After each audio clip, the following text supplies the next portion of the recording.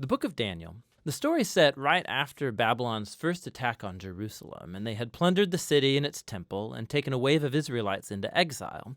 Among them were 4 men from the royal family of David: Daniel, who's later named Belteshazzar, and his 3 friends who you probably know by their Babylonian names, Shadrach, Meshach, and Abednego. This book tells of their struggles to maintain hope in the land of their conquerors.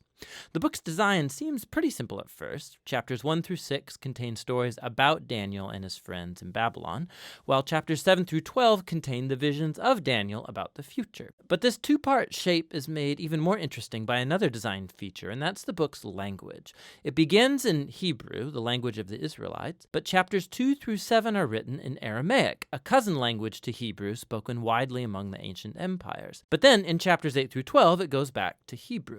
This design shows how chapters 2 through 7 are a coherent section, but it also highlights the importance of chapters 2 and 7 for understanding the later chapters of the book.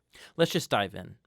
Chapter 1 introduces the basic tension of the first half of the book. Daniel and his friends, they're really wise and capable, and they're recruited to serve in the royal palace of Babylon. But they're pressured to give up their Jewish identity by living and eating like Babylonians and violating the Jewish food laws found in the Torah. So they refuse, and they choose faithfulness to the Torah, and it puts them in danger. But God delivers them, and they end up being elevated by the king of Babylon. After this begins the Aramaic section, which you'll see has this really cool symmetrical design. So first, the king of Babylon has a dream that, it turns out, only Daniel is able to interpret. It's about a huge statue made of 4 types of metal, and it symbolizes a sequence of kingdoms, and the head is Babylon. But then a huge rock comes flying in, and it shatters the statue, and it becomes this huge mountain.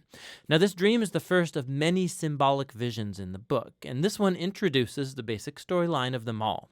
Daniel says that the statue represents a train of human kingdoms following from Babylon, and they will all fill God's world with violence. But one day, God's kingdom will come and will confront and humble the arrogant kingdoms of this world and fill the world with the healing justice of God's reign and rule. After this, chapter 3 tells the famous story of Daniel's 3 friends who refuse to bow down and worship a huge idol statue, which, like the statue in chapter 2, represents the king and his imperial power. And so the friends are persecuted. They're thrown into a fiery furnace, but God delivers them from death, and they're exalted by the king who now acknowledges their God as the true one.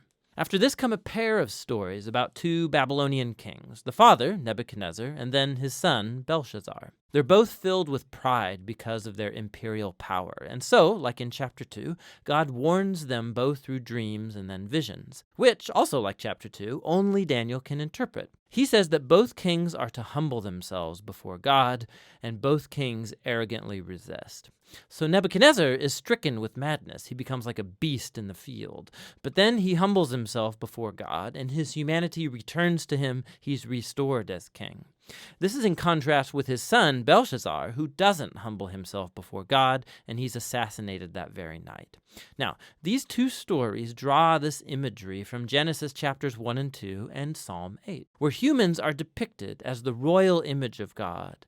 He's given them authority to rule over the beasts of the field and the birds of the air on behalf of God, who is the world's true king. But when human kingdoms forget that, when they rebel and make themselves and their power into a God, they become less than human, like violent beasts who will face God's justice.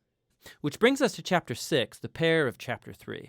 And this time it's Daniel who's being persecuted because he refuses to pray and worship the king as a god. And so, like the friends, he's sentenced to death and he's thrown into a lion's den. But God delivers him from the beasts, and like the friends, the king exalts Daniel and praises his God, which brings us to chapter 7. It's the pair of chapter 2 and the center of the book where all its themes come together.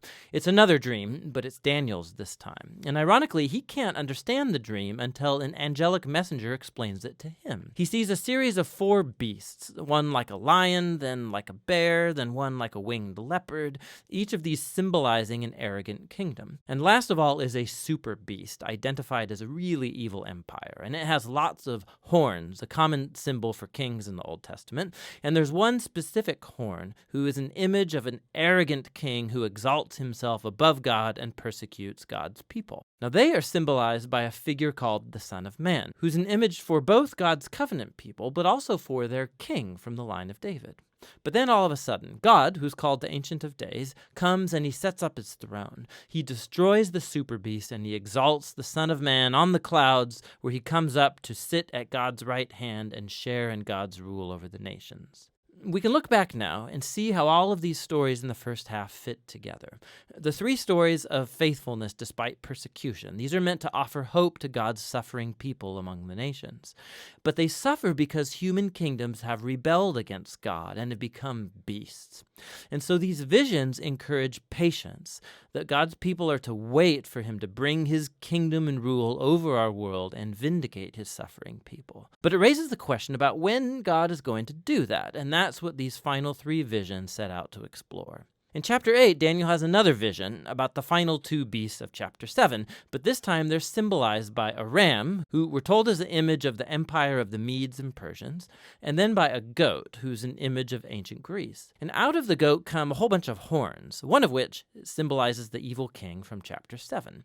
And we're told more about him, that he will attack Jerusalem and exalt himself above God and defile the temple with idols. However, in the end, he will be destroyed by God, who will exalt his people and his kingdom. Now, by chapter 9, Daniel is very puzzled, especially as to when all of this is going to take place. And so he consults the scroll of the prophet Jeremiah, where God said that Israel's exile would only last 70 years. So for Daniel, the 70 years is almost up. And so he asks God to fulfill his promise soon. But an angel comes and informs him that Israel's sin and rebellion has continued. And so their time of exile and oppression will continue on 7 times longer than Jeremiah envisioned. Daniel is deeply disturbed by this, and he has one final vision.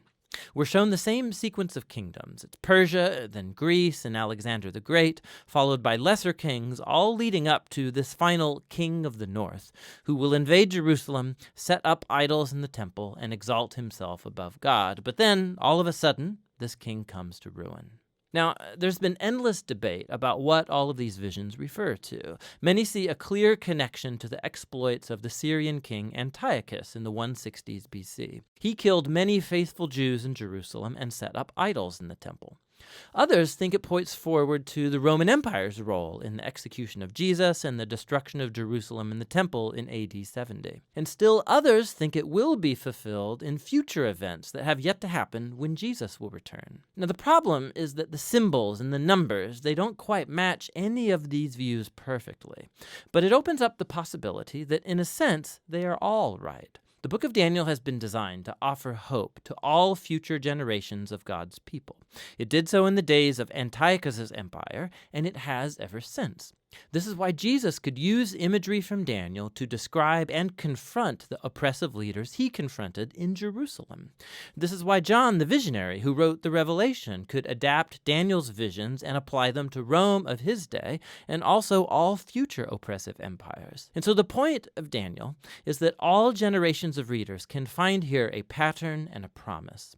It's a pattern that human beings and their kingdoms become violent beasts when they glorify their own power, when they redefine right and wrong and don't acknowledge God as their true king. But Daniel also holds out a promise that one day God will confront the beast. He will rescue his world and his people by bringing his kingdom over all nations. And so for every generation, this book speaks a message of hope that should motivate faithfulness. And that's what the book of Daniel is all about.